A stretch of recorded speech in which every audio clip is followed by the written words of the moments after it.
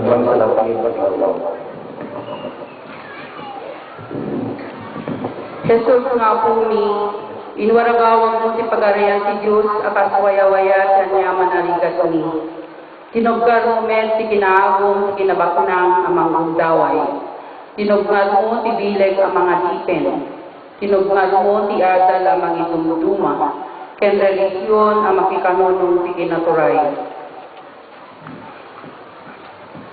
Iti agdama kasasaad biyag ni, agtutuloy ti panakadipen ni. Bileg ti kwarta amang gatang kadagiti butos, ken mang taginayon ti panakaisaad ti political dynasty.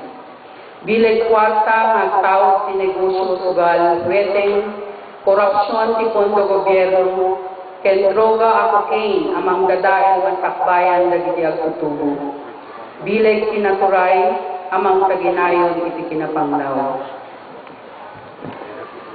Iti pinangawit mo kada kami, akas pamilya akas ipaset ti pagariyam, inted mo kada kami ti panakabalin ti panagungan magbalbalin. Kabailan mi akas pamilya, ti agtimek ang mangtubngar kadagiti kilo nga aramid kasi ti panagraira ti may paris a droga, kasi ti cocaine marijuana ken dadunga pay. Kabailan niya kas pamilya, sumikat kadagiti bisyo ang mangirurumen kadagiti ama, kas kumay itupada wenno nalabas ang panagbarte. Kabailan niya kas pamilya, isaan niya kusay ti pwedeng, amang kabaknang bilag tinaturay ang mga dipen.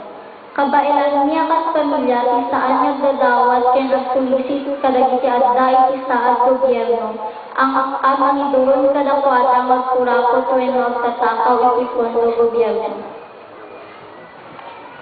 Kalken Maria anagtaod iti anawed, agtalinaed kamet anapudno iti katulagan iti Diyos sa no magunud mi ti waya-waya manipud iti tenger ti panakaadipen ket agbyag kami anaging awa kasadawan ti pagarian ti Diyos.